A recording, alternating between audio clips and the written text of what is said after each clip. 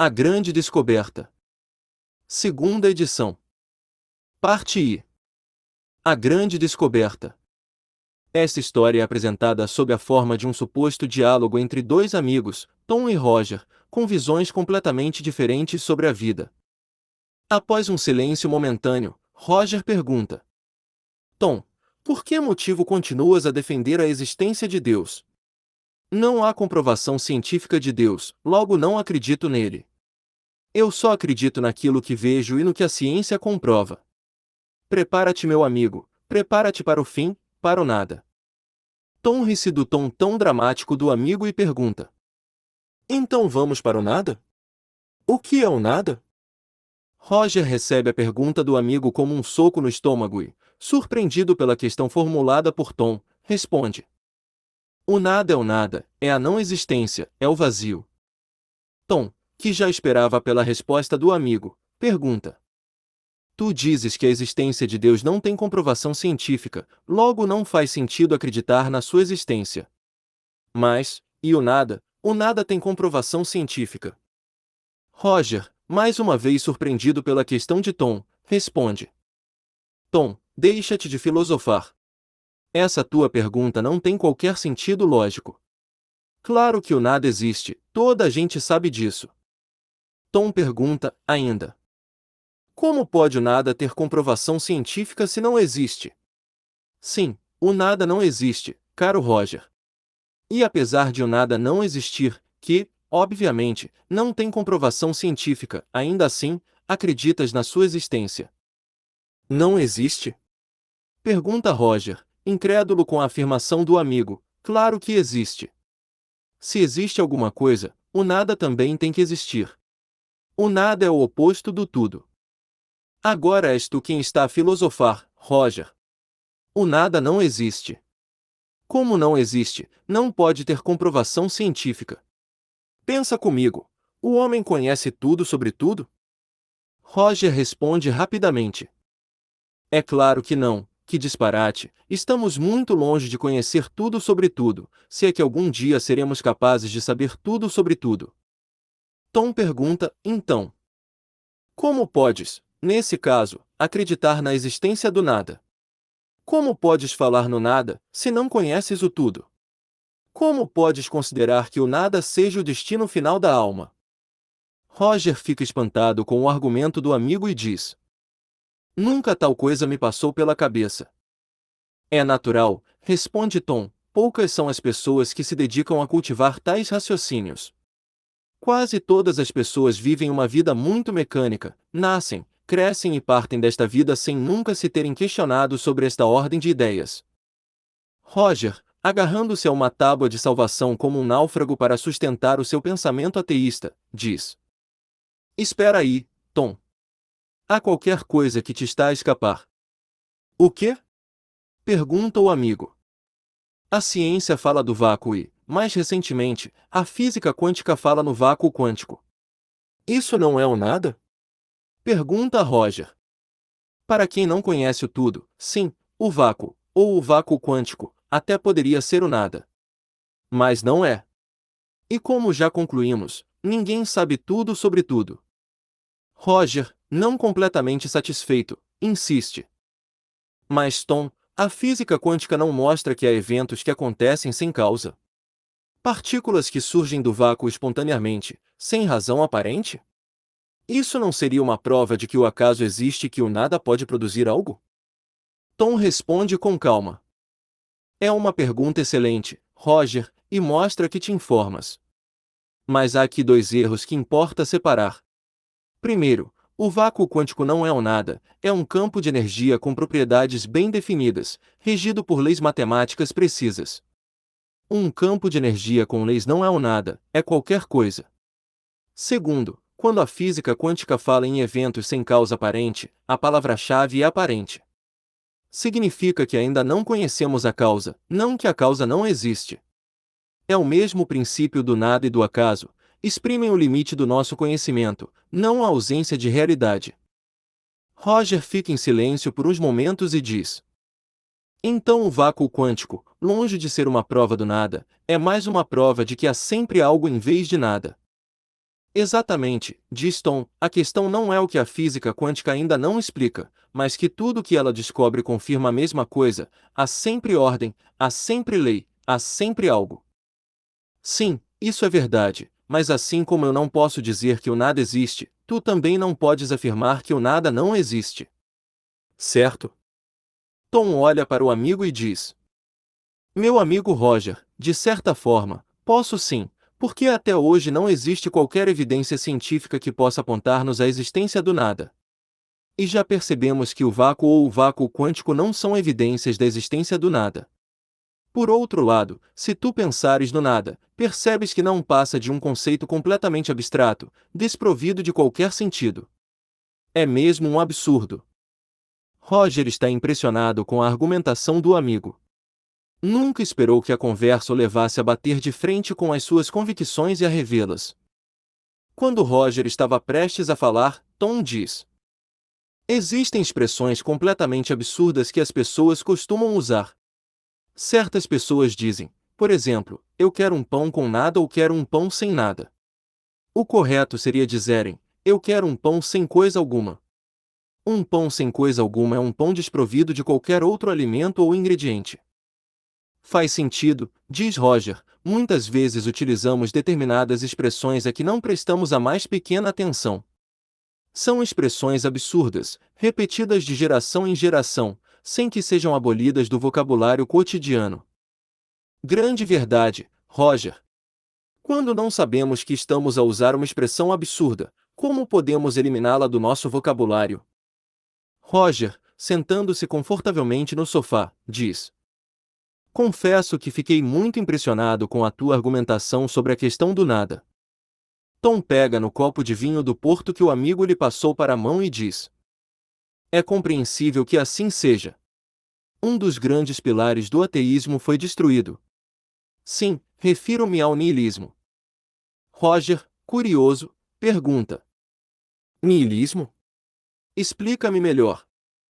O niilismo é a crença de que a existência não tem significado, propósito ou valor.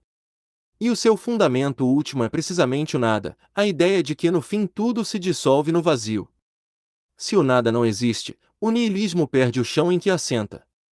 Não há como defender que a existência é sem sentido, se não há nada para receber no fim. Roger, tomando um gole do seu vinho, diz: Mas eu continuo a ser ateu. Não é porque o nada não existe que eu abandono a minha convicção. Tom ri-se e diz: Eu esperava isso de ti, meu amigo. Então, após a morte, para onde vamos? Já não podes dizer que vamos para o nada. Roger já esperava a pergunta do amigo e diz: É verdade, já não posso dizer que vamos para o nada. Mas deixamos de existir, simplesmente.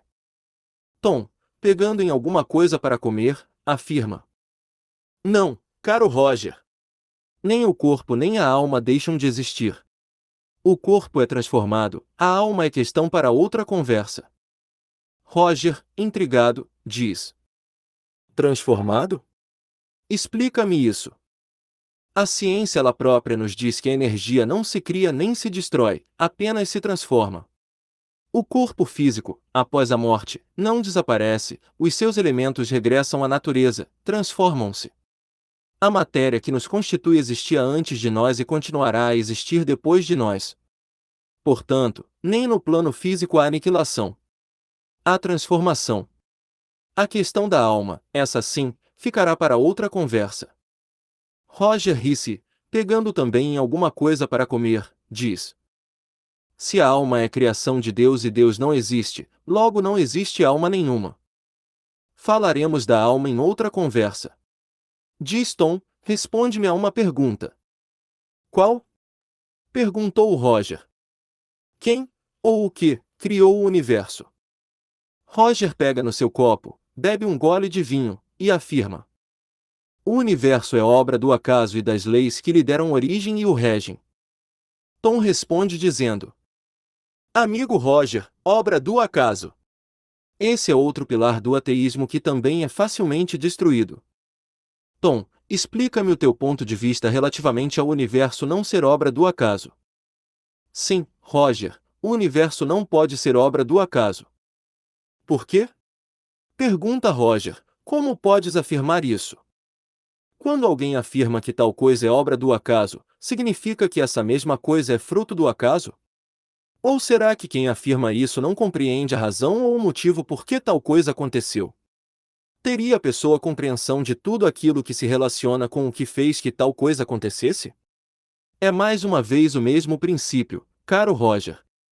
Como podemos falar na existência do acaso, se não compreendemos tudo sobre tudo? O nada e o acaso são palavras, são expressões que revelam o desconhecimento de alguma coisa. Roger, mais uma vez, estava surpreendido pela argumentação do amigo. Por momentos não foi capaz de articular qualquer resposta. Levou algum tempo para processar a resposta de Tom. Após algum tempo, ele diz: sim, muitas vezes chamamos de acaso a certos acontecimentos que não conhecemos ou não compreendemos. Mas não haverá situações em que seja mesmo obra do acaso? Tom, que já esperava a pergunta do Roger, diz: é o mesmo princípio do nada, Roger. O acaso é uma expressão de linguagem que as pessoas usam para se referirem a uma causa desconhecida do acontecimento.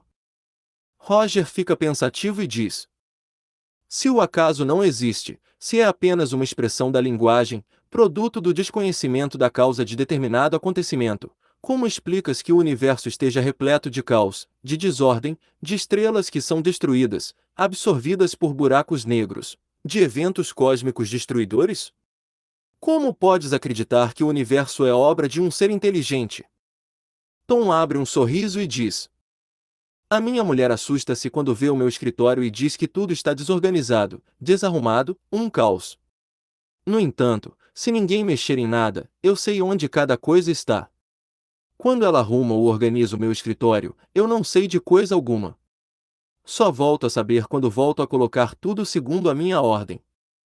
Roger dá uma gargalhada e diz: mas Tom, essa analogia pressupõe precisamente o que estás a tentar provar, que há um ser inteligente por detrás da ordem. Tom sorri e responde: tens razão, Roger, e é exatamente esse o ponto. A analogia não é uma prova, é uma ilustração. O que ela mostra é que a aparência de caos depende sempre do ponto de observação. A ordem do meu escritório parece caos à minha mulher porque ela não conhece o meu sistema. Da mesma forma, o que nos parece caos no universo pode ser simplesmente uma ordem que a nossa inteligência ainda não é capaz de compreender. E repara, mesmo aquilo a que chamamos caos no universo obedece a leis matemáticas precisas. Os buracos negros, as supernovas, a expansão do universo, tudo segue leis. E as leis, como veremos, não surgem do acaso. Roger dá uma gargalhada estrondosa e diz: meu amigo, o universo é bem maior e mais complexo do que o teu escritório. Tom e Roger não conseguiam parar de rir.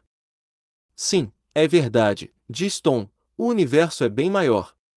Mas se pensares um pouco, perceberás que a inteligência do homem mais inteligente da Terra é incapaz de entender a ordem do universo. E como não a entendemos, parece-nos errado, um acaso. Mais uma vez, Roger é apanhado de surpresa pela argumentação do amigo. Sim, mas as leis que regem o universo não seriam capazes de o criar e de mantê-lo? As leis, os códigos, são fruto de uma inteligência. As coisas são como são porque algo as fez serem assim. De onde saíram essas leis? Do nada? Do acaso? Já chegamos à conclusão de que o nada e o acaso são apenas expressões de linguagem. Roger, pensativo, diz: tens razão. Uma lei implica sempre um legislador. Não conheço nenhuma lei, nem física, nem matemática, nem moral, que tenha surgido por si mesma, sem uma inteligência por detrás dela. Tom acena com a cabeça e diz: exatamente. E repara na sofisticação dessas leis. A constante gravitacional, a velocidade da luz, a carga do eletrão, se qualquer um destes valores fosse ligeiramente diferente, o universo não existiria, as estrelas não se formariam, a vida seria impossível. A probabilidade de todas estas constantes terem o valor exato que têm, por acaso, é matematicamente indistinguível de zero. Os próprios físicos chamam a isto o problema do ajuste fino do universo. Tom, após uma pausa, continua: Certas pessoas pensam que a raça humana foi criada por extraterrestres. Pensam elas que seres de outros mundos interferiram e criaram o ser humano. Que absurdo! Diz Roger. Não vamos agora debruçar-nos sobre a questão da existência de vida inteligente em outros mundos. Vamos sim, por uns segundos, admitir que essas pessoas estão com razão. Sim, vamos admitir que foram seres de outros mundos que criaram a raça humana. A pergunta que se impõe é: quem ou o que criou esses seres de outros mundos? Se as pessoas julgam que com esse argumento podem desmentir a existência de Deus, sai-lhes o tiro pela culatra. Sim, é verdade. Diz Roger, é uma boa pergunta. Há pessoas que pensam que a vida existente na Terra foi trazida por asteroides que aqui caíram, vindos do universo. Vamos, por um segundo, admitir que sim, que foi trazida do espaço para aqui. A pergunta que se coloca é: o que criou essa vida que veio do universo? É o mesmo princípio dos que afirmam que seres de outros mundos criaram a raça humana. Pois, realmente é o mesmo princípio. De onde quer que venha a vida, ela tem que vir de algum lado. Pois, como disse Voltaire, se Deus não existisse, tinha que ser criado. Voltaire disse isso, porque sem ele o universo não poderia existir e nós não poderíamos estar aqui a ter esta conversa. Roger, curioso, pergunta: Voltaire? Não era ele um dos maiores críticos da religião? Exatamente. E é precisamente por isso que é tão significativo. Voltaire não era religioso, era deísta, acreditava numa inteligência criadora pela força da razão, não pela fé. E foi precisamente pela razão que chegou a essa conclusão. O que nos mostra que este caminho que estamos a percorrer não é exclusivo de crentes ou religiosos. É um caminho aberto a qualquer pessoa que pense com rigor.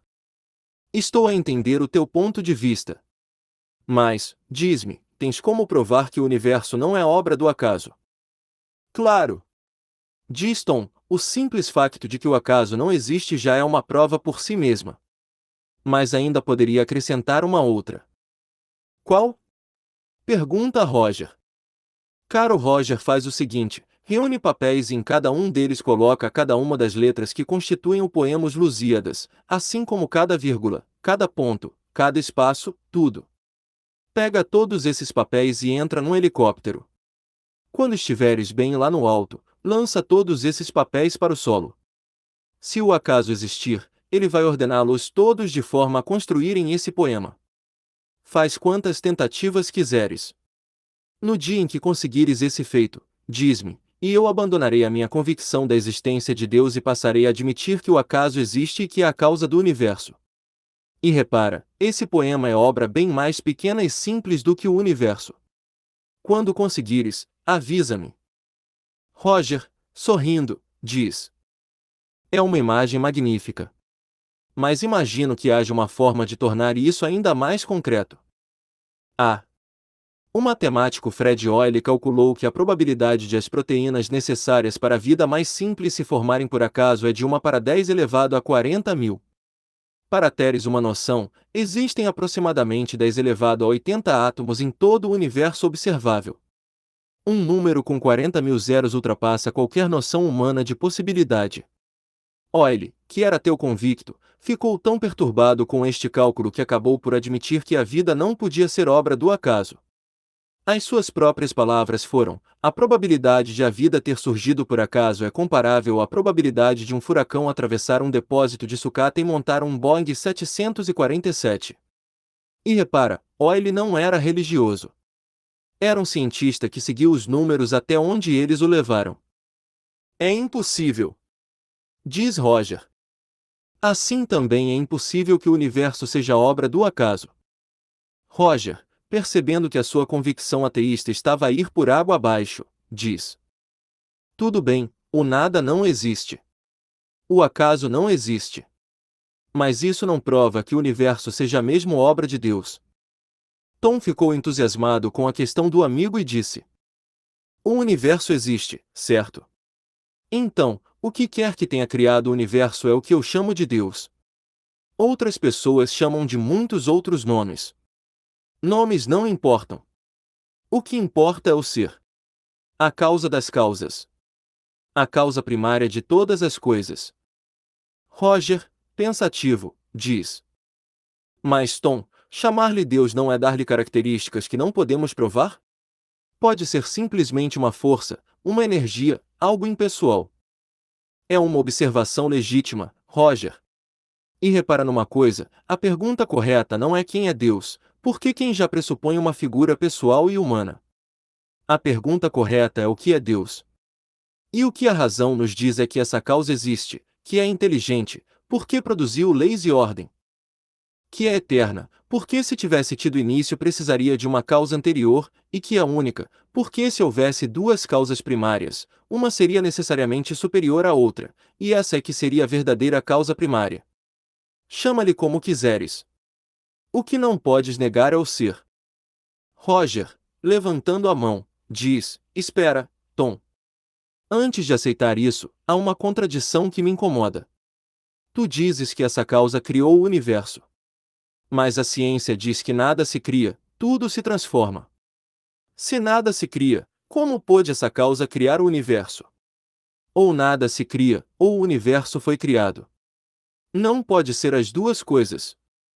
Tom sorri e diz: a lei de que nada se cria nem se destrói é uma lei que opera dentro do universo, depois de ele existir. É uma lei do sistema. Mas a causa primária não está dentro do sistema, é ela que é a causa do sistema. Foi ela que estabeleceu essa própria lei. A criação do universo não é uma transformação de energia que já existia. É a origem da energia e das leis que a governam. A conservação aplica-se ao que está dentro do universo, não ao ato que lhe deu origem. Por isso não há contradição. Dentro do universo, nada se cria, mas o próprio universo foi criado. Roger acena lentamente: a lei vale para o jogo, mas não para quem inventou o jogo. Tom sorri: não poderias ter dito melhor. Tens razão, meu amigo. Deus existe. Não tenho mais argumentos que possam negar a sua existência. Pensas que Deus se importa conosco? Tom abre um sorriso e diz: assim como tu e eu queremos o melhor para os nossos filhos, e somos imperfeitos, o que não quererá Deus para nós? Roger, pensativo, diz: mas Tom, isso é um argumento emocional. Como podes provar pela razão que Deus se importa com as suas criaturas?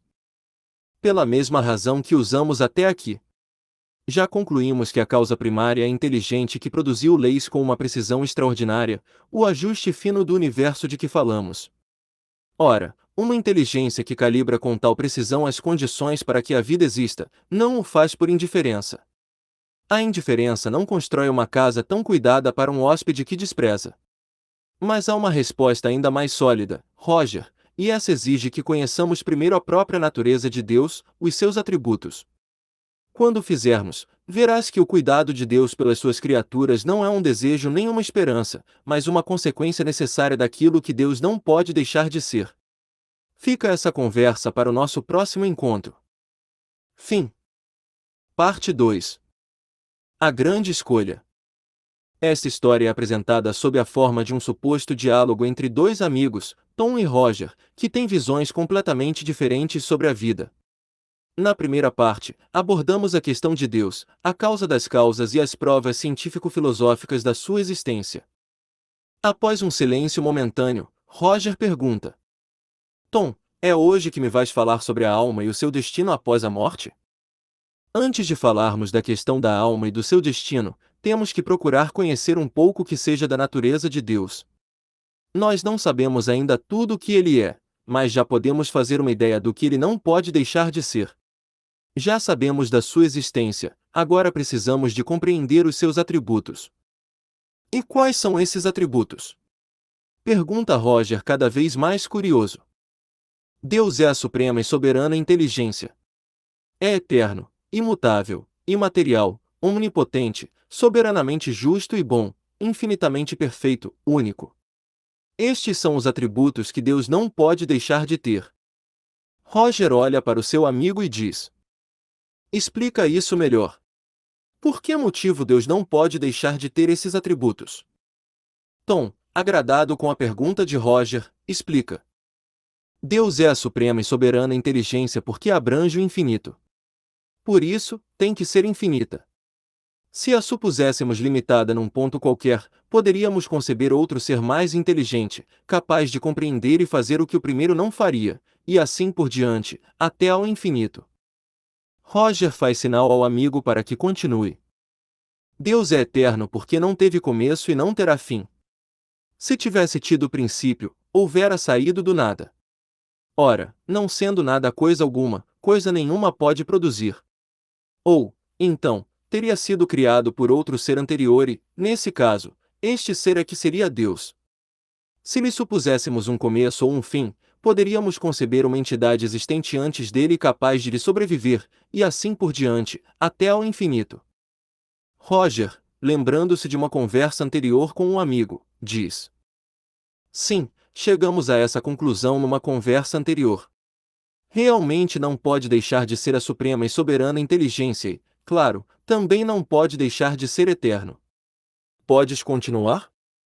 Deus é imutável porque se estivesse sujeito a mudanças, nenhuma estabilidade teriam as leis que regem o universo. Roger, franzindo o sobrolho, diz: Imutável? Mas o universo está em constante mudança, evolução, expansão.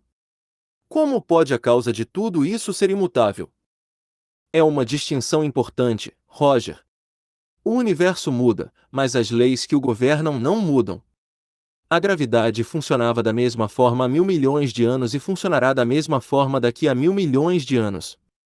A velocidade da luz é constante. As constantes matemáticas são eternas. Se a causa primária mudasse, as leis mudariam com ela, e o universo seria imprevisível, caótico, impossível de compreender pela ciência. O facto de a ciência ser possível, o facto de podermos descobrir leis e confiar nelas, é em si mesmo uma evidência da imutabilidade da causa que as sustenta. Roger faz sinal ao amigo para que continue. Deus é imaterial porque a sua natureza difere de tudo a que chamamos matéria. De outro modo, não seria imutável, pois estaria sujeito às transformações da matéria. Roger, pensativo, diz: Mas, Tom, se Deus é imaterial, como pode interagir com o universo material? Repara, Roger, Einstein demonstrou que matéria e energia são duas formas da mesma realidade, I igual mc2. O vapor não é sólido como a pedra, mas move locomotivas e barcos. Mesmo dentro do universo existem realidades profundamente diferentes que interagem entre si. Campos invisíveis movem partículas. A gravidade atua à distância. A própria física moderna mostrou-nos que a realidade é muito mais profunda do que a antiga ideia de matéria sólida. Portanto, o simples facto de Deus ser de uma natureza diferente da matéria não significa que não possa agir sobre ela. Significa apenas que a nossa compreensão da realidade ainda é limitada. Roger fica admirado com a ligação entre os atributos e diz: É incrível, Tom. Os atributos precisam de estar ligados entre si para que façam sentido. Continua, meu amigo, continua. Deus é onipotente porque se não possuísse o poder supremo, sempre se poderia conceber uma entidade mais poderosa, e assim por diante, até chegar-se ao ser cuja potencialidade nenhum outro ser ultrapassasse. Esse, então, é que seria Deus. Roger acena ao amigo para que continue. Deus é soberanamente justo e bom porque a providencial sabedoria das leis divinas se revela nas mais pequeninas coisas, como nas maiores, não permitindo essa sabedoria que se duvide da sua justiça, nem da sua bondade. O facto de o ser ter infinita uma qualidade, exclui a possibilidade de uma qualidade contrária, porque esta apoucaria ou anularia. Um ser infinitamente bom não poderia conter a mais insignificante parcela de malignidade. Deus, pois, não poderia ser simultaneamente bom e mau, porque, não possuindo qualquer dessas duas qualidades no grau supremo, não seria Deus, todas as coisas estariam sujeitas ao seu capricho e para nenhuma delas haveria estabilidade. Não poderia ele, por conseguinte, deixar de ser ou infinitamente bom ou infinitamente mau. Ora, como as suas obras dão testemunho da sua sabedoria, da sua bondade e da sua solicitude, concluir-se-á que, não podendo ser ao mesmo tempo bom e mau sem deixar de ser Deus, ele necessariamente tem de ser infinitamente bom.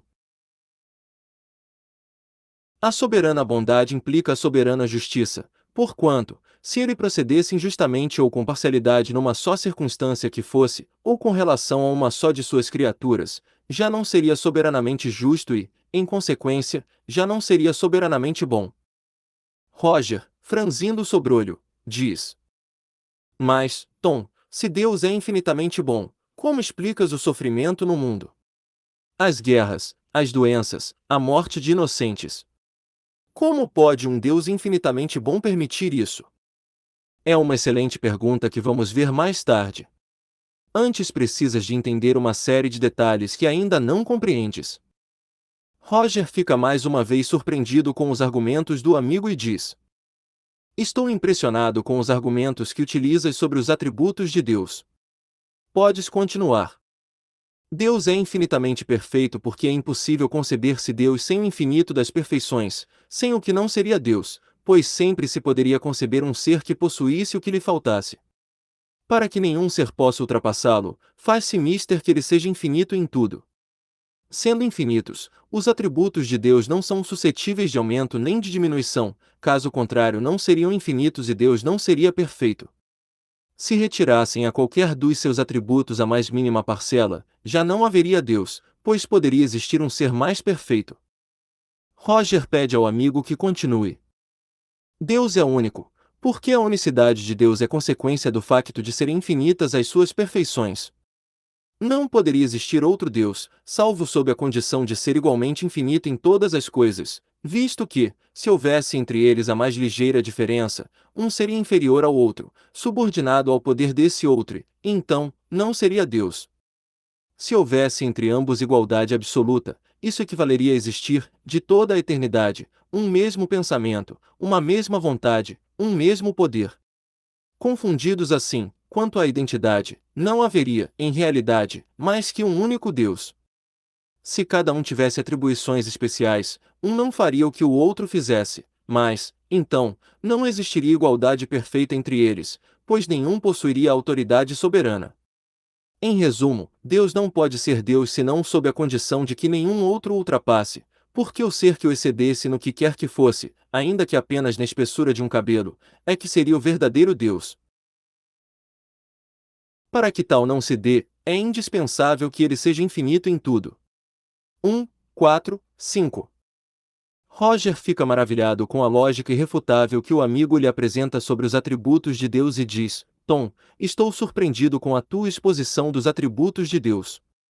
Compreendo-os a todos e vejo que uns não podem existir sem os outros. Contudo, qual é a relação entre a alma e o seu destino com os atributos de Deus? Tom abre um sorriso e diz: Roger, eles são imprescindíveis para compreendermos a alma e o seu destino. Mas estamos ainda apenas no início e falta ligar muitos pontos. Caro Tom, o destino da alma após a morte é apenas uma questão de fé. Umas religiões dizem uma coisa, outras dizem outra. Algumas falam de céu, inferno, paraíso. Falam de almas, espíritos, anjos, demônios. Enfim, tudo isso não passa de uma questão de fé. Não, Roger, isso não é uma questão de fé. As nossas conversas não têm um caráter religioso. Não pretendemos aqui defender a religião A, B ou C. As nossas conversas são sempre científico-filosóficas. Roger, surpreendido, diz: Mas Tom, como podes falar da alma sem falar de religião? A alma é um conceito religioso. É verdade que as religiões falam da alma há milênios, Roger. Mas a alma não é propriedade exclusiva da religião. Platão explorava a natureza da alma como uma questão filosófica e racional, pela força da razão pura, independentemente de qualquer crença. Pitágoras, os estoicos, os neoplatônicos fizeram o mesmo. O mais interessante é que pensadores de épocas, culturas e tradições completamente diferentes chegaram às mesmas conclusões sobre a alma, não pela fé, mas pela razão. E mais recentemente, investigadores como o Dr. Alexander Moreira Almeida, o Dr. Ian Stevenson e o Dr. Pim Van Lommel têm estudado a alma e a sobrevivência da consciência com todo o rigor científico. A questão da alma pode ser abordada com rigor filosófico e científico, sem necessidade de invocar qualquer religião. É precisamente isso que faremos. 6, 7, 8. Roger fica surpreendido com a resposta do amigo e diz animado: Muito bem, então falemos da alma e do seu destino. Será que a alma só existe enquanto existir o corpo? É uma excelente pergunta, mas antes de falarmos do destino da alma precisamos de saber o que ela é. A alma ou o espírito é o ser inteligente, e não depende do facto de estar ligada, ou não, a um corpo material. Quando Tom ia para continuar a falar, Roger pergunta: Qual é a diferença entre alma e espírito? É a mesma coisa. Dizemos alma, quando esta está ligada a um corpo físico, e dizemos espírito, quando está desligado dele. Roger faz sinal ao amigo que continue. A alma ou espírito é o ser inteligente individualizado. É dotado de sentimentos, vontade. A alma teve início e não terá fim. É imortal. O espírito não precisa de estar ligado a um corpo material para existir, para ter inteligência, individualidade e sentimentos. Nós dois somos um espírito com um corpo físico, e não um corpo físico que tem uma alma ou espírito.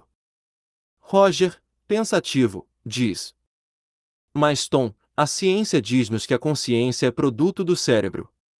Que quando o cérebro morre, a consciência desaparece. Como podes afirmar que somos um espírito com um corpo e não o contrário? Roger, não é a ciência que diz que a consciência é produto do cérebro. É apenas a suposição de alguns cientistas, não de todos. Vamos esclarecer essa questão mais à frente, com argumentos científicos que te vão surpreender.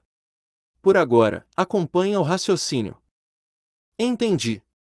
A diferença entre a alma e Deus é que a alma teve um início e não terá fim. Já Deus não teve início nem terá fim. Mas a inteligência não é uma característica do cérebro? Não. A inteligência é característica do espírito. O cérebro é apenas uma máquina que recebe as instruções do espírito, assim como a TV mostra as imagens que lhe são transmitidas via cabo ou via antena. A fonte da transmissão que é mostrada na TV não tem origem na TV. Se quiseres, numa linguagem informática, o software é o espírito e o hardware é o cérebro. É claro que a alma comunica com o corpo e o corpo influencia a alma. Roger, curioso, diz: Podes dar-me um exemplo dessa influência mútua entre o corpo e a alma? Com prazer. Quando estás doente, o teu estado físico afeta o teu humor, os teus pensamentos, a tua disposição, o corpo influencia a alma. Mas quando estás ansioso ou triste, o teu corpo responde, o coração acelera, o estômago contrai, perdes o apetite, a alma influencia o corpo. São duas realidades distintas mas profundamente ligadas. O software e o hardware comunicam constantemente. E por que motivo a alma é imortal? Pela mesma razão que usamos para compreender os atributos de Deus. Roger. Se Deus é infinitamente justo e bom, e criou almas com sentimentos, memórias, relações de amor e amizade, seria profundamente injusto e contraditório com a sua própria natureza destruí-las após uma existência tão breve. Perder-se-iam todas as relações de familiaridade, de amor, de amizade. Perder-se-iam as boas ações praticadas em vida. Uma inteligência infinita que cria algo tão complexo e tão rico como uma alma individual, para aniquilar após algumas décadas, estaria a contradizer os seus próprios atributos de justiça, bondade e perfeição. A imortalidade da alma não é um capricho de Deus, é uma consequência lógica e inevitável da sua própria natureza. A alma foi criada para aquele corpo ou já existia antes dele? Excelente pergunta, porém muito fácil de responder. Se a alma fosse criada para determinado corpo, como explicar o facto de umas crianças serem boas e outras mais, rebeldes, dentro da mesma família, inseridas no mesmo meio, tendo ambas uma educação semelhante? São almas muito diferentes. De onde viria essa diferença? De onde viria essa bondade, docilidade numas e noutras a maldade, a rebeldia, se elas não existissem antes dos seus corpos materiais? Será que Deus criou umas almas melhores do que outras? Óbvio que não. Essa ideia viola o atributo de que Deus é infinitamente justo e bom. Sendo Deus a suprema justiça e bondade, não pode criar umas almas melhores do que outras. Deus tem que criá-las a todas no mesmo estado, no mesmo nível de desenvolvimento. Roger interrompe Tom e diz: Entendo agora o motivo por que não podemos compreender a alma e o seu destino sem compreender os atributos de Deus. Continua Tom. Sem dúvida, Roger. Se não compreendermos os atributos de Deus, não podemos compreender a alma e o seu destino. Ainda falando das crianças, imagina duas crianças, uma nasce numa família boa, que lhe dá bons exemplos. Já a outra nasce numa família má, perversa, que lhe dá os piores exemplos. Mais uma vez, a ideia de que as almas são criadas para o corpo viola o atributo da soberana justiça e bondade de Deus, porque, enquanto uma alma teria mais facilidade de seguir o bom caminho, a outra mais facilmente seria arrastada para a maldade e a perversidade. É uma tendência, não é um arrastamento irresistível, visto que famílias boas podem ter crianças más e famílias más podem ter crianças boas. Por que razão Deus colocaria uma alma numa família boa e outra numa família má? O pensamento de que a alma é criada para o corpo, que não existia antes deste, viola o atributo da suprema justiça e bondade de Deus. Roger faz sinal ao amigo que continue. Se a alma fosse criada para o corpo e não existisse antes dele, qual seria o destino dessa alma quando uma criança morre em tenra idade ou pouco tempo depois de nascer? Essa alma não teve tempo para fazer o mal nem o bem. Então, para onde iria ela após a morte do corpo físico? Para um inferno qualquer? Não, porque nada fez que justificasse tal castigo. Para qualquer tipo de céu ou paraíso. Mas que bem ela fez que justifique tal prêmio? Para qualquer limbo? Não seria isso um castigo ou um prêmio? Essa ideia viola o atributo da suprema justiça e bondade de Deus. Roger está abismado com a argumentação do amigo e diz: Sim, sim, não faz sentido nenhum que a alma seja criada para o corpo. Sim, Deus só pode ter criado as almas todas iguais. Sem dúvida, meu amigo. Deus criou todas as almas iguais, como uma folha em branco. Pouco a pouco, elas vão escrevendo a sua história, marcando-a com os traços da sua vontade. Então de onde vêm as almas? Quando foram criadas? Vamos ver isso depois. Antes disso, precisamos de entender para onde vai a alma após a morte. Irá para um céu ou paraíso? Para um inferno? Para um limbo? Irá para o todo universal, como defendem os panteístas? Não sei, diz-me tu. Se a alma fosse para um céu ou paraíso, ficaria eternamente numa beatitude inútil? Não te parece isso um gênero diferente de castigo? Realmente, uma contemplação eterna seria um suplício. Continua. Se fosse para um inferno, ficaria em sofrimento eternamente, sem qualquer hipótese de arrependimento? Essa ideia contradiz pelo menos dois atributos de Deus, o da suprema inteligência, porque, se apenas uma das almas que ele criou fosse para o inferno, seria a constatação do seu fracasso para com aquela alma, e o da suprema justiça e bondade, porque Deus precisaria de ser muito mau para deixar um de seus filhos num sofrimento eterno sem remissão. Bastaria, para esse espírito, uma existência mal direcionada para Deus lhe ditar um suplício eterno, num ato de vingança contra a sua criatura. Isso não é justo, não é bom e não é inteligente. De facto, a ideia do inferno transforma Deus num ser terrível e castigador. Continua meu amigo. Se fosse para o todo universal, perderia sua individualidade para toda a eternidade. Vimos que a alma é um ser individual, teve um início e não terá fim, logo não pode perder a sua individualidade. O pensamento panteísta ainda tem outro problema, essa ideia, do todo universal ser constituído por Deus e pelas suas criaturas, contraria os seus atributos. Se assim fosse, então Deus já não seria a suprema inteligência, visto que há seres muito pouco inteligentes que fariam parte do todo universal. O atributo da imutabilidade de Deus também ficaria anulado ou apulcado pelo mesmo princípio, assim como o atributo da onipotência de Deus. O atributo da soberana justiça e bondade também ficaria anulado ou diminuído, porque umas almas são mais bondosas do que outras. O atributo da perfeição infinita de Deus também ficaria anulado, visto que as almas são umas melhores do que outras. Roger, então, diz: Sim, compreende-se que a alma tenha tido um início e que não terá um fim. que será eterna. Também se compreende a impossibilidade do destino da alma ser um qualquer céu ou paraíso. Também se compreende a impossibilidade do destino da alma ser um qualquer inferno eterno. Compreende-se também a impossibilidade das ideias panteístas. Também é lógico que o destino da alma não seja um qualquer limbo. Sim, caro Tom. Tudo isso é profundamente lógico. Não há como sustentar essas ideias absurdas e irracionais. Mas, afinal, qual será o destino da alma? Tom abre um sorriso e diz: Caro Roger, a alma já viveu antes, animando outros corpos, e viverá ainda depois, animando novos corpos. Num suceder de existências materiais. O nome disso é reencarnação.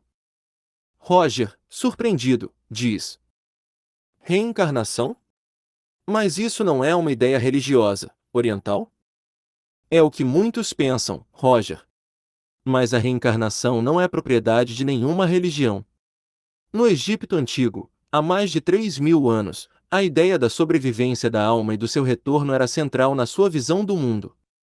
Na Índia, filósofos exploravam a reencarnação muito antes do surgimento das grandes religiões organizadas.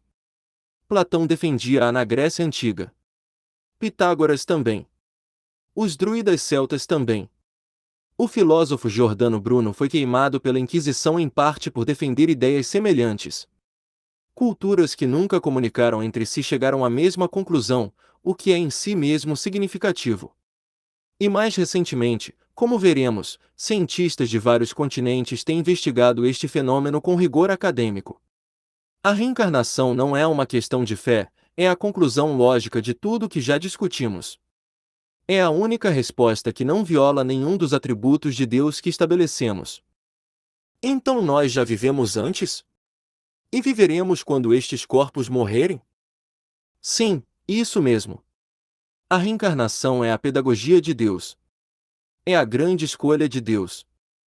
Espera aí, isso é incrível, e explica todas essas coisas que tínhamos vindo a falar. Sim, é claro. Agora consigo ligar todos os pontos. A criança boa foi a alma que tinha progredido já em outras existências, e a criança má, rebelde, é a alma que ainda não conseguiu melhorar-se. E aquele exemplo que falaste sobre a criança que nasce numa família boa e outra numa família má, penso que a alma má que nasce numa família boa pode ser uma alma que está a fazer todos os esforços por se tornar boa. Já a criança boa que nasce numa família má tem a tarefa de melhorar essa família com exemplos bons. Também compreendo agora aquele caso das crianças que morrem em tenra idade ou pouco tempo depois de nascer. Com as múltiplas existências da alma, esta passa por todo tipo de experiências para se tornar melhor. Ok. Mas diz-me, após a morte deste corpo, a alma tomará outro corpo imediatamente? Não, Roger. A alma fica no universo, ou pode chamar-lhe realidade espiritual. Fora da matéria como a conhecemos aqui. Roger franze o sobrolho e diz: Se a alma fica na realidade espiritual entre as vidas, por que não fica lá para sempre? E não estou a falar de ficar parada, isso eu sei que seria um castigo. Estou a falar de ficar lá ativa, a evoluir, a aprender, a ajudar outros espíritos. Por que voltar a um corpo através da reencarnação? Tom sorri, satisfeito com a pergunta e diz: Há aprendizagens que só a matéria proporciona. No corpo a alma tem possibilidade de experimentar tentações que na realidade espiritual não tem. Ao reencarnar, a alma tem a dádiva do esquecimento parcial do passado, que é o véu que lhe permite começar de novo, enfrentar cada vida sem o peso de todas as anteriores, viver provas e expiações que de outro modo seriam impossíveis na realidade espiritual. A alma vive cada existência como uma experiência inteiramente nova, com desafios que nunca enfrentaria se permanecesse para sempre na realidade espiritual, com a memória intacta. É a variedade sem fim dessas experiências, sempre recomeçadas, que faz a alma evoluir. Roger fica em silêncio durante um longo momento e depois diz: Já percebi, Tom. A alma evolui dos dois lados, no mundo espiritual e na vida corporal. Mas há lições que só o corpo ensina, provas que só a matéria oferece, recomeços que só o esquecimento torna possíveis. Por isso a alma não fica eternamente de um lado só, precisa dos dois para crescer por inteiro. Tom acena lentamente. Agora fechamos a última porta, Roger. Não há outra hipótese de pé. E a alma só se liga a corpos humanos ou pode ligar-se a corpos de animais? Roger, qual será a utilidade evolutiva de numa próxima existência nos ligarmos a um corpo de um animal? Não, as múltiplas existências servem para que a alma se melhore. A alma necessita de equipamentos, corpos, que possam ajudá-la a tornar-se melhor. A alma pode permanecer estacionária por algum tempo, mas nunca retrograda na sua evolução. E além da questão da utilidade, há a questão da lógica. Um corpo de animal não possui os instrumentos de que uma alma humana já dispõe: a razão, a linguagem, o sentido moral, a consciência de si. Colocar uma alma humana num corpo de animal seria privá-la de tudo aquilo que já conquistou, seria fazê-la recuar. E o recuo é precisamente o que a lei da evolução não permite. Seria como pedir a um adulto que desaprendesse a falar e a pensar. Por isso, uma vez alcançado o grau humano, a alma encarna sempre em corpos à altura do que já é, ou que a façam crescer ainda mais, nunca abaixo disso. Tom, eu sei que a nossa conversa não tem um caráter religioso, mas sabes dizer-me se na Bíblia ou nos Evangelhos existe alguma passagem referente às existências sucessivas ou reencarnação? Podemos falar sobre a Bíblia ou os Evangelhos sem um caráter religioso. Por exemplo, os Evangelhos são como que biografias de Jesus de Nazaré. Também podemos falar de Jesus de Nazaré sem um caráter religioso. Jesus foi uma alma extraordinária que encarnou na Terra para ajudar a humanidade a progredir. Jesus é muito mais um filósofo, um terapeuta, do que um religioso. As religiões é que tentaram, cada uma à sua maneira, tomar Deus e Jesus para si. Mas Jesus é uma alma muito acima de qualquer religião existente na Terra. Mas, respondendo à tua pergunta, sim, existem. Vou falar-te de algumas, das mais claras. Roger agradece a disposição do amigo e faz-lhe sinal para que o faça. Ora, entre os fariseus, havia um homem chamado Nicodemos, senador dos judeus, que veio à noite ter com Jesus e lhe disse: Mestre, sabemos que vieste da parte de Deus para nos instruir, porquanto ninguém poderia fazer os milagres que fazes se Deus não estivesse contigo. Jesus lhe respondeu: em verdade, digo-te, ninguém pode ver o reino de Deus se não nascer de novo. Disse-lhe Nicodemos: como pode nascer um homem já velho? Pode tornar a entrar no ventre de sua mãe, para nascer segunda vez? 2. Vês aí a ideia transmitida por Jesus das existências sucessivas? Roger, pensativo, diz. Mas Tom, muitos católicos e muitos protestantes interpretam o nascer de novo como uma conversão espiritual, não como uma reencarnação física. Como respondes a isso? É uma interpretação possível, Roger. Mas repara na resposta de Nicodemos, ele pergunta literalmente se um homem pode voltar a entrar no ventre da mãe para nascer segunda vez. Se Jesus estivesse a falar apenas de conversão espiritual, Nicodemos não teria feito essa pergunta. A resposta de Nicodemos mostra que ele entendeu Jesus como estando a falar de um nascimento físico. E Jesus não o corrigiu. Se a interpretação de Nicodemos estivesse errada, Jesus tê-lo-ia corrigido imediatamente, como fez em tantas outras ocasiões. Roger faz sinal ao amigo que continue. Se vós, pois, sendo maus, sabeis dar boas coisas aos vossos filhos, quanto mais vosso Pai, que está nos céus, dará bens aos que lhes pedirem? Mateus, nestas palavras de Mateus está claramente demonstrada a impossibilidade das penas eternas. Se nós, pais da terra, que somos imperfeitos, damos boas coisas aos nossos filhos, imagine-se o que fará Deus com todos os seus filhos, sem exceção. Faria sentido que Deus desse sofrimento eterno a alguma de suas criaturas? Se pais, que são imperfeitos, estão sempre dispostos a perdoar a seus filhos, imagine-se o que não fará infinita bondade por seus filhos para que eles sigam o caminho do bem.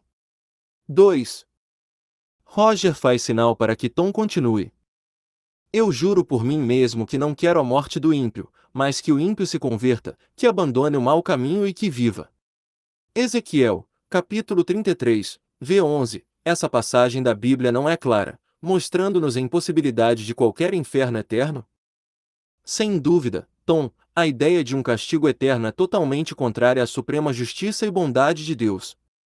Se as almas reencarnam, elas têm sempre a possibilidade de se melhorar. Há mais passagens? Sim, há. Há uma passagem nos evangelhos que mostra claramente que João Batista é a reencarnação de Elias, um dos profetas do passado. Roger, a ideia dos castigos eternos foi útil no tempo de Moisés, quando era necessário acreditar num Deus castigador e terrível para que aquele povo fosse respeitando por medo e não por amor.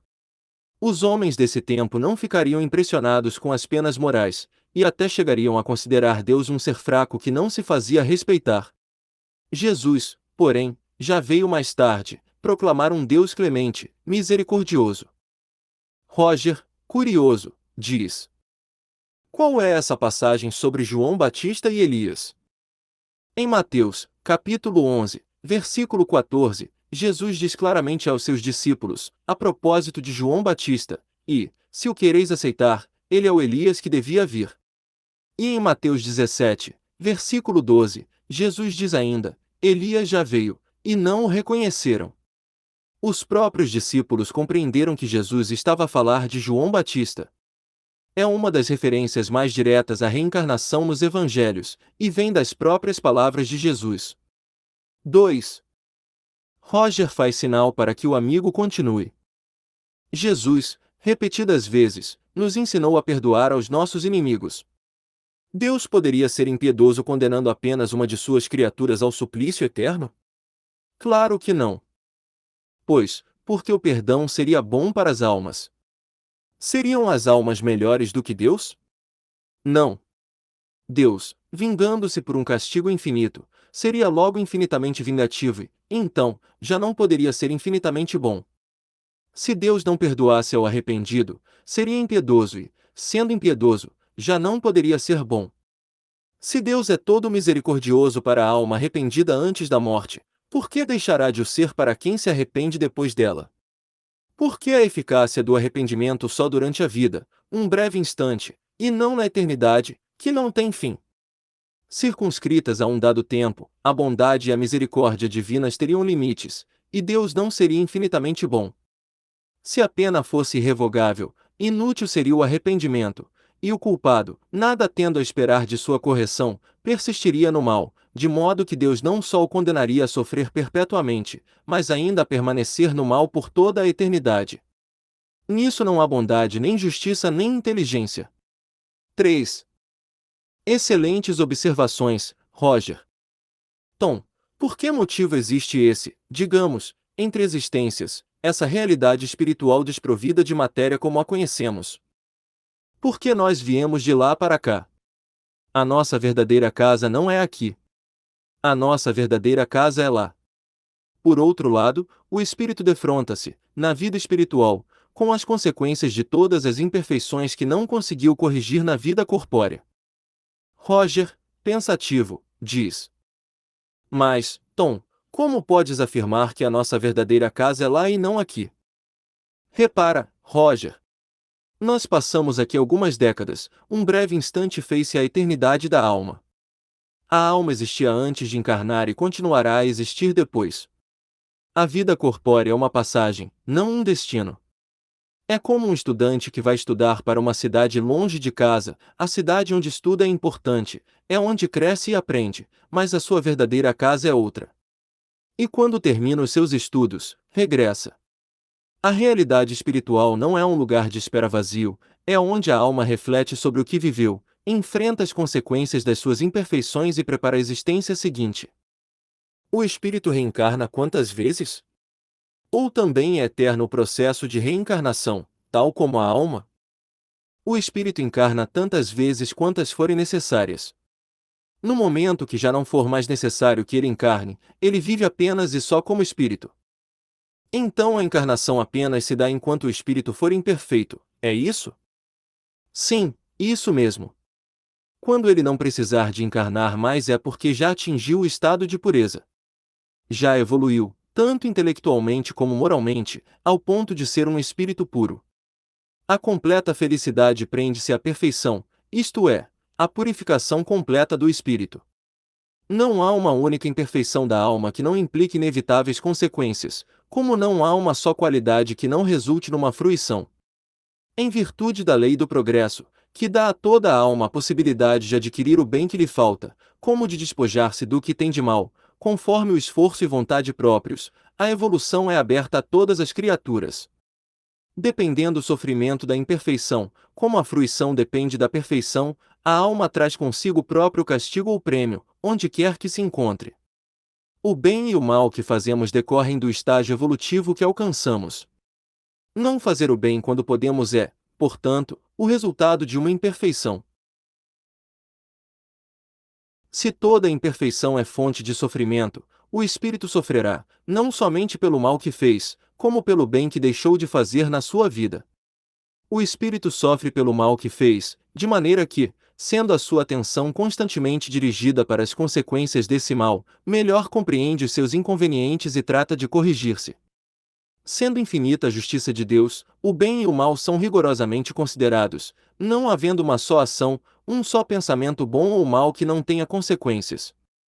Não há um único movimento bom da alma que se perca, mesmo nos mais perversos, constituindo tais ações um começo de progresso. Toda a falta cometida, todo o mal realizado é uma dívida contraída que deverá ser paga, se o não for em uma existência, sê-lo-á na seguinte ou seguintes, porque todas as existências são solidárias entre si. Aquele que se quita numa existência, não terá necessidade de pagar segunda vez. 3. Daí a suprema justiça e bondade de Deus. A justiça não deve anular a bondade, nem a bondade deve anular a justiça. Justiça e bondade devem andar de mãos dadas para que a justiça não se transforme em impiedade ou vingança, e a bondade sem a justiça não se transforme em injustiça. Sem dúvida, Deus concilia a justiça e a bondade na perfeição. Roger faz sinal para que Tom continue. O espírito sofre, quer no mundo corporal, quer no espiritual, a consequência das suas imperfeições. As misérias, as vicissitudes padecidas na vida corpórea, são oriundas das nossas imperfeições, são expiações de faltas cometidas na presente ou em precedentes existências. Pela natureza dos sofrimentos e vicissitudes da vida corpórea, pode julgar-se a natureza das faltas cometidas em anterior existência, e das imperfeições que as originaram. A expiação varia segundo a natureza e gravidade da falta, podendo, portanto, a mesma falta determinar expiações diversas, conforme as circunstâncias, atenuantes ou agravantes, em que for cometida. Não há regra absoluta nem uniforme quanto à natureza e duração da expiação. A sua duração depende da melhoria do espírito culpado. Se existisse uma condenação por tempo predeterminado, teria o duplo inconveniente de continuar o martírio do espírito renegado, ou de libertá-lo do sofrimento quando ainda permanecesse no mal. Ora, Deus, que é justo, só pune o mal enquanto existe, e deixa de o punir quando já não existe. Por outro lado, o mal moral, sendo por si mesmo causa de sofrimento, fará este durar enquanto subsistir aquele, ou diminuirá de intensidade à medida que ele decresça. 3. Roger, de repente, diz: Tom, lembras-te que anteriormente te perguntei como pode um Deus infinitamente bom permitir o sofrimento no mundo? Disseste que resolverias isso mais tarde. Acho que agora já consigo responder eu mesmo a essa questão. Diz-me, Roger. O sofrimento não é um castigo arbitrário de Deus. É a consequência natural das imperfeições das almas e do uso que fazem do seu livre-arbítrio. Deus deu às suas criaturas a liberdade de escolher, e com essa liberdade vem a responsabilidade pelas consequências das suas escolhas. O mal não vem de Deus, vem da imperfeição dos espíritos que ainda estão a evoluir. E as leis morais que Deus criou funcionam como bússola, quando as violamos, sofremos as consequências, não como vingança, mas como aprendizagem. Como quando alguém come em excesso e fica com dor de barriga, não é um castigo, é uma consequência natural que ensina. Não podia ter dito melhor, Roger. O sofrimento, visto através do prisma de uma única existência, parece injusto. Visto através do prisma da eternidade da alma e da reencarnação, revela-se como parte de um processo de evolução e aperfeiçoamento. A justiça de Deus não é a justiça humana, é infinitamente mais sábia e mais abrangente. Como se deve entender o castigo de Deus? como um ato de bondade, porque enquanto o espírito persistir no mal estará longe da felicidade. E Deus criou os espíritos para a suprema felicidade.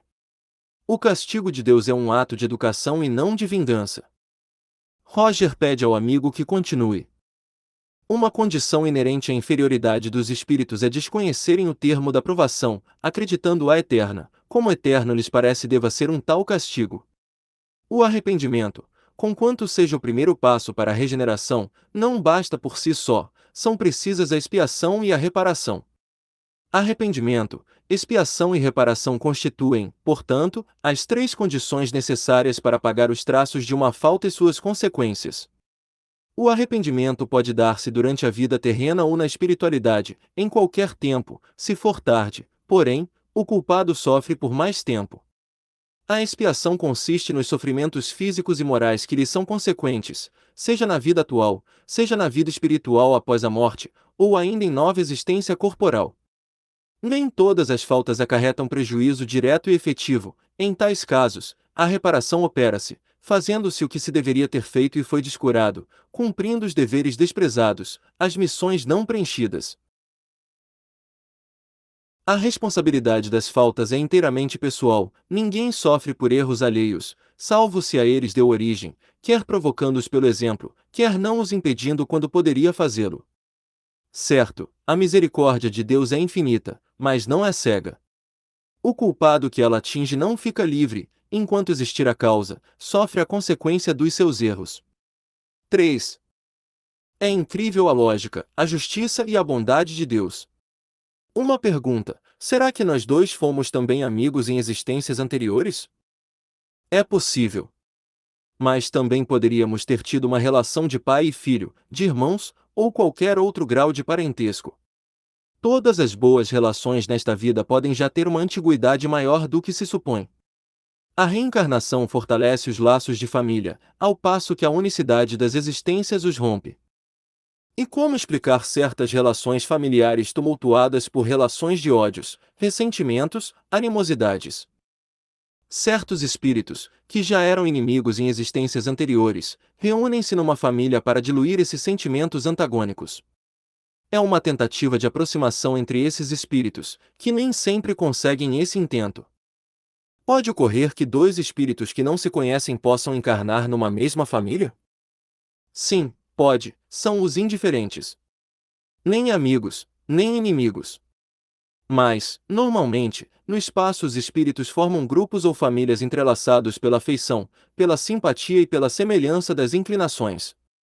Ditosos por se encontrarem juntos, esses espíritos buscam-se uns aos outros. A encarnação apenas os separa momentaneamente, porque, ao regressarem à vida espiritual, reúnem-se novamente, como tratando-se de amigos que voltam de uma viagem. Muitas vezes, até, uns seguem a outros na encarnação, vindo aqui reunir-se numa mesma família, ou num mesmo círculo, a fim de trabalharem juntos pelo seu mútuo adiantamento. Se uns encarnam e outros não, nem por isso deixam de estar unidos pelo pensamento. Os que se conservam livres velam pelos que se acham em cativeiro. Os mais adiantados esforçam-se por ajudar os retardatários a progredir. Após cada existência, todos têm avançado um passo na senda do aperfeiçoamento. 2. Uma vez que já tivemos muitas existências, a nossa parentela vai além da que faz parte da nossa existência atual? Não pode ser de outra maneira. A sucessão das existências corpóreas estabelece entre os espíritos ligações que remontam a existências anteriores. É por isso que, muitas vezes, a simpatia ou antipatia que existe entre duas ou mais pessoas nos parece estranha. O espírito que animou o corpo de um homem pode animar o de uma mulher, e vice-versa. Evidentemente, o espírito tem que passar por todo tipo de experiências que o torne melhor. Se o espírito só animasse corpos de homens, só saberia o que os homens sabem, e vice-versa. Roger, pensativo, diz: isso tem implicações enormes, Tom. Significa que qualquer homem que hoje menospreze as mulheres pode ter sido mulher em existências anteriores. E qualquer preconceito de gênero perde completamente o sentido. Exatamente, Roger. E o mesmo se aplica ao racismo, à xenofobia, às diferenças de classe social. A ciência já confirmou que existe apenas uma espécie humana, o que existe são diferentes etnias. Se o espírito pode encarnar em corpos de diferentes etnias, gêneros, nacionalidades e classes sociais, então todos esses preconceitos revelam apenas a ignorância de quem os tem. No fundo, quando olhamos para outro ser humano com desprezo, podemos estar a olhar para o que fomos ou para o que seremos. O que são os anjos? Os anjos são espíritos mais evoluídos. Não poderia ser de outra maneira. Se Deus criasse os anjos diferente dos espíritos, estaria a ser injusto, porque os espíritos só progrediriam através do próprio esforço, enquanto os anjos nada teriam a sofrer. Essa ideia anula o princípio da suprema justiça e bondade de Deus. Sim, faz todo sentido que assim seja. E os demônios, os diabos, o que são? Não existem seres eternamente voltados ao mal, são apenas uma figura que representa a maldade. Se os espíritos se aperfeiçoam continuamente, não sobra espaço para a existência dos demônios, dos diabos ou qualquer outro nome que se lhe queira dar.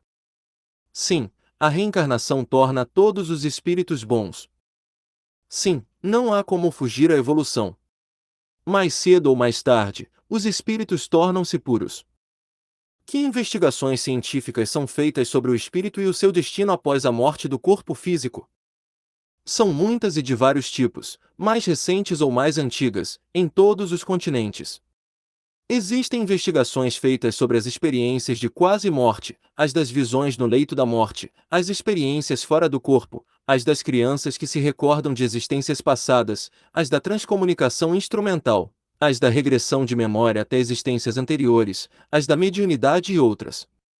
São investigações realizadas por cientistas de várias áreas. Roger, curioso, diz: Podes dar-me alguns exemplos concretos desses investigadores e das suas descobertas? Com prazer.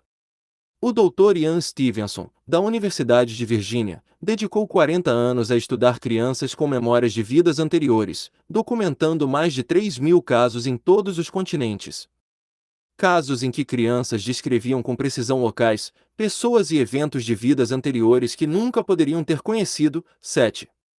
O cardiologista holandês Dr. Pim van Lommel publicou na revista científica The Lancet um estudo rigoroso sobre experiências de quase morte em doentes em paragem cardíaca, sem atividade cerebral mensurável, que relataram experiências conscientes detalhadas e verificáveis. 8. E o Dr. Alexander Moreira Almeida, psiquiatra, publicou pela Springer Nature, uma das maiores editoras científicas do mundo, uma investigação abrangente sobre a sobrevivência da consciência após a morte. 6. Roger, ainda mais curioso, diz: Tom, os nomes e as áreas de investigação são convincentes. Mas tens casos concretos? Casos específicos que te impressionaram? Tens toda a razão em pedir isso, Roger. Os casos são a parte mais difícil de ignorar. Vou dar-te um caso representativo de cada tipo de investigação. Crianças com memórias de vidas anteriores. O caso de Shanti Devi, investigado na Índia, nos anos 30 do século passado e posteriormente documentado por Ian Stevenson. Esta criança, desde os 4 anos de idade, descrevia com detalhe a sua vida anterior como Lugdi Devi, numa cidade chamada Mathura, a centenas de quilômetros de onde vivia. Descrevia o marido, os filhos, a casa, os hábitos, detalhes da sua morte durante um parto. Um comitê de investigação foi criado e levou a criança a Mathura pela primeira vez. Ela reconheceu a cidade, encontrou o caminho até a casa sozinha, identificou o marido anterior entre uma multidão, e referiu detalhes que só alguém que tivesse vivido ali poderia conhecer. Tudo foi verificado e documentado. 7. O caso de James Leininger, investigado por Jim Tucker da Universidade de Virgínia. James era um menino americano que, aos 2 anos de idade, começou a ter pesadelos recorrentes sobre um avião a cair em chamas. Descrevia com detalhes ser um piloto da Segunda Guerra Mundial chamado James Houston Jr., identificava o nome do porta-aviões onde servia, o nome de companheiros de esquadrão e o modelo do avião. Os pais, inicialmente céticos, verificaram que todas as informações correspondiam a um piloto real que morrera em combate no Pacífico em 1945. Tucker publicou este e outros casos no livro Life Before Life. 7. Experiências de quase morte. O caso de Pamela Reynolds, documentado pelo cardiologista Michael Sabon, no livro Light and Death.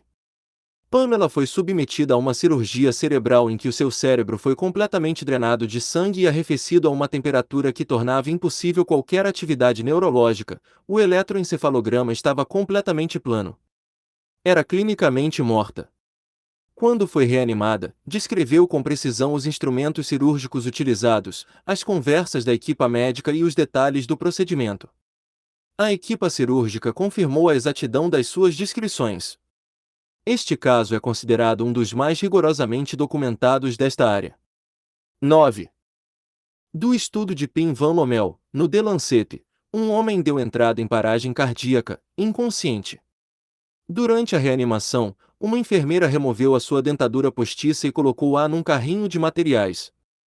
Quando o paciente recuperou a consciência, dias depois, reconheceu essa enfermeira, disse-lhe onde estavam os seus dentes e descreveu o carrinho com precisão, bem como detalhes da sala de reanimação e dos procedimentos que ocorreram enquanto estava clinicamente morto, sem atividade cerebral. 8. Visões no leito da morte. O caso documentado pelo médico Sir William Barré no livro Deathbed Visions. Uma mulher chamada Doris, em fase terminal, começou a descrever visões do seu pai falecido que vinha buscá-la. O extraordinário é que Doris descreveu também a presença da sua irmã, mas a família tinha deliberadamente ocultado de Doris que a irmã havia morrido dias antes, para não a perturbar. Doris não poderia ter sabido da morte da irmã por meios normais.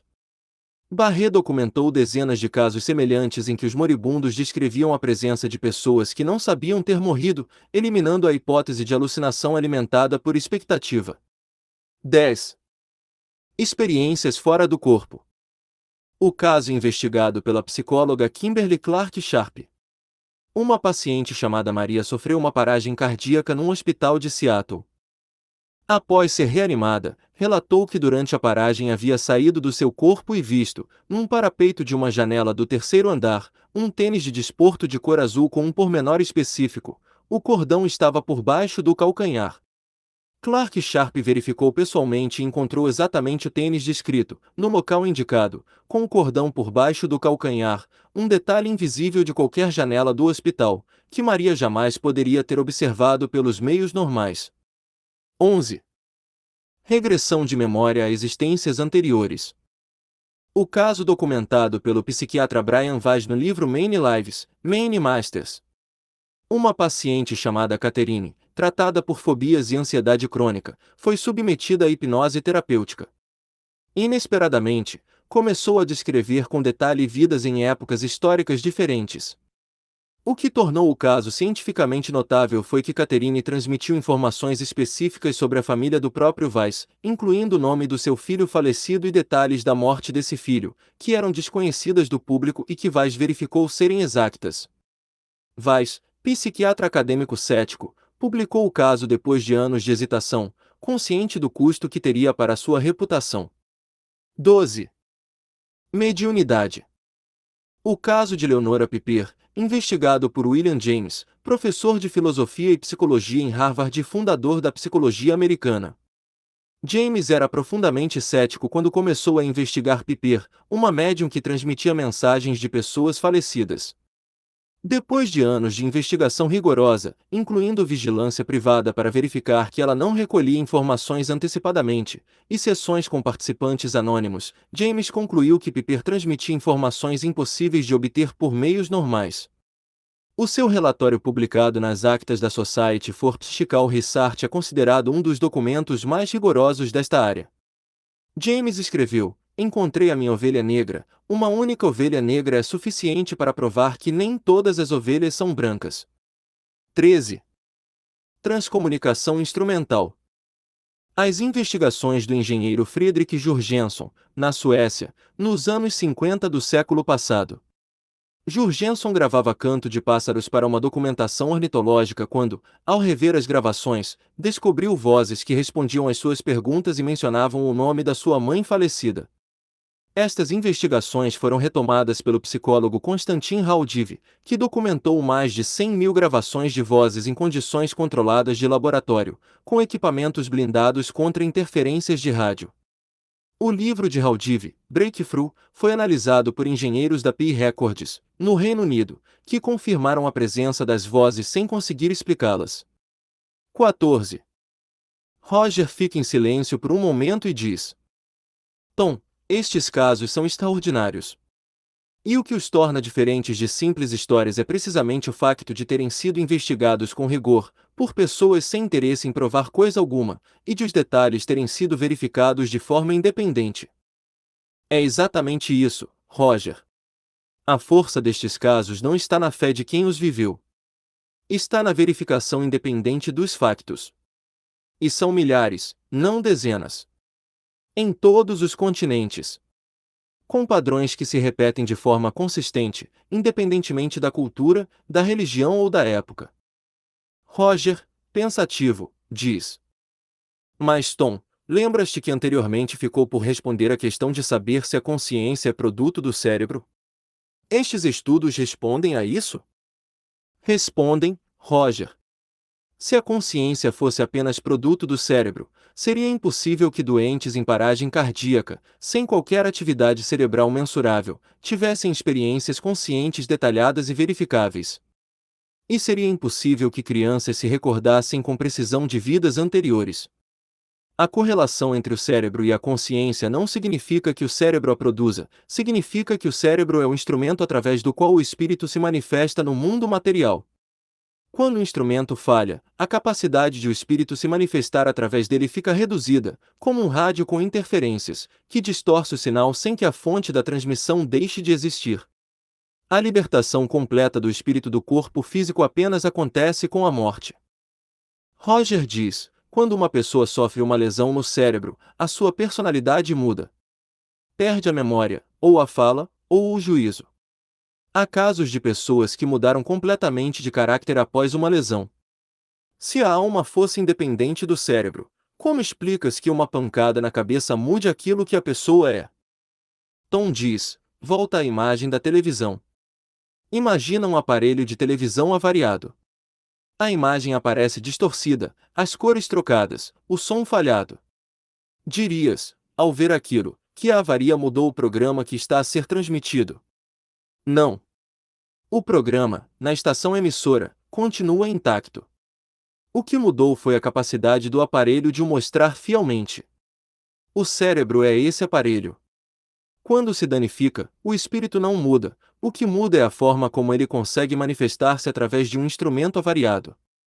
A personalidade que vemos alterada não é a alma que mudou, é a alma a exprimir-se através de um receptor estragado.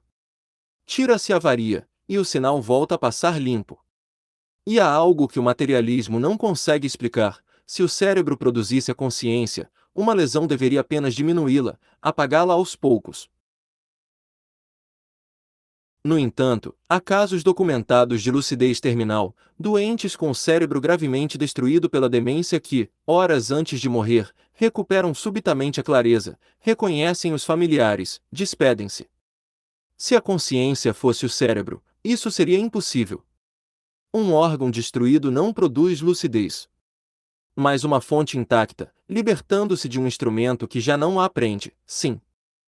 Roger fica em silêncio, e depois diz: a televisão avariada não estraga o programa.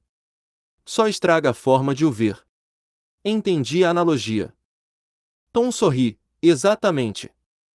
Roger, intrigado, diz: mas, Tom, se estas investigações existem e são conduzidas por cientistas sérios em universidades respeitadas e publicadas em revistas científicas de referência, por que razão não são aceites por toda a comunidade científica? É uma pergunta muito pertinente, Roger, e as razões são várias.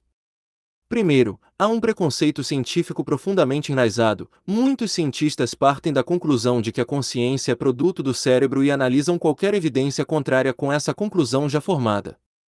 Não é ciência, é dogma com linguagem científica. Segundo, há preconceitos religiosos, e isto pode parecer surpreendente, mas há cientistas ligados a igrejas católicas ou protestantes para quem a reencarnação é uma heresia, e isso influencia inconscientemente a forma como avaliam as evidências. Terceiro, há um problema de carreira. Um cientista que publique investigações sobre a sobrevivência da consciência arrisca-se a ser marginalizado pelos seus pares, perder financiamento e ver a sua reputação acadêmica comprometida. O preço profissional de ir contra o consenso dominante é muito alto. Quarto, há simplesmente desinteresse. Muitos cientistas consideram o tema irrelevante para as suas áreas de investigação e nunca se debruçaram sobre ele com seriedade. E por fim, há o problema do método. A ciência tradicional foi construída para estudar o mundo material e mensurável. Fenômenos que transcendem a matéria desafiam os próprios instrumentos e métodos da ciência convencional. Isso não significa que não existam, significa que exigem métodos de investigação mais abrangentes e humildes.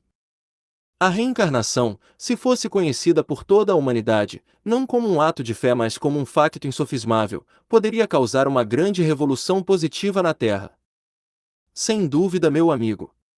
A xenofobia, o racismo, as diferenças entre homens e mulheres, as diferenças entre classes sociais deixariam de ser um problema para a humanidade.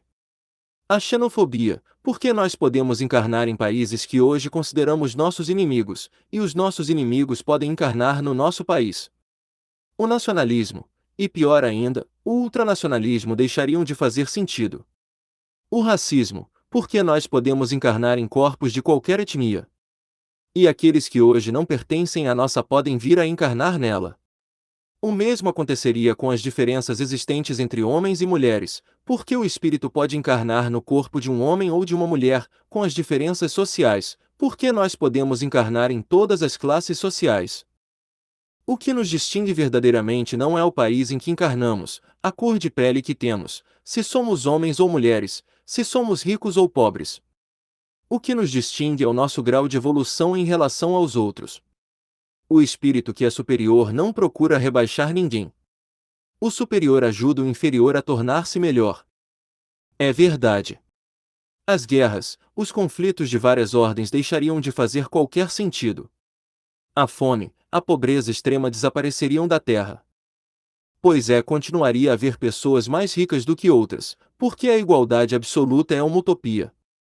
Os espíritos não estão todos no mesmo pé de igualdade no que toca à sua evolução. Se distribuíssemos igualitariamente toda a riqueza que existe no mundo, em menos de 5 minutos já haveria pessoas mais ricas do que outras. O problema não está na existência da riqueza em si, mas está no exagero verificado na forma como ocorre a distribuição da riqueza. Não faz sentido que haja pessoas extremamente ricas e outras a morrer à fome. Tens razão. A humanidade passaria a ser extremamente cooperativa. Roger, pensativo, diz: Tom, lembras-te que anteriormente perguntei de onde vêm as almas e quando foram criadas, e disseste que veríamos isso depois. Ainda não respondeste. Tens razão, Roger. A verdade é que não sabemos quando foram criadas. Deus criou-as, mas o momento da criação está além do nosso conhecimento atual. O que sabemos é que foram criadas simples e ignorantes, como uma folha em branco, e que desde então evoluem pelo seu próprio esforço e vontade em direção à perfeição. O caminho é longo, mas nenhuma alma fica para trás para sempre. Bibliografia. 1. O Livro dos Espíritos, Allan Kardec. 2. O Evangelho segundo o Espiritismo, Allan Kardec. 3. O Céu e o Inferno segundo o Espiritismo, Allan Kardec. 4. Suma Teológica, Tomás de Aquino. 5. Metafísica, Aristóteles. 6. Ciência da Vida após a Morte, Alexander Moreira Almeida, Mariana Costa e Humberto Schubert Coelho, Springer Nature. 7. 20 Cases Suggestive of Reincarnation Life Before Life, Ian Stevenson Jim Tucker, University of Virginia. 8. Near-Death Experience in Survivors of Cardiac Arrest, Pinvan Lomel, The Lancet. 9. Light and Death, Michael Sabon.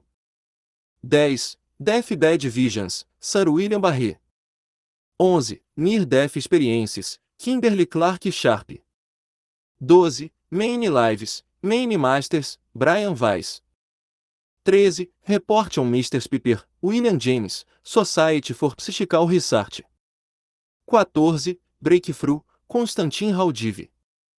Fim. Conhecerás a Deus e amarás a Deus. Spinoza. A reencarnação é pedagogia de Deus e a sua grande escolha para conduzir o homem à felicidade plena.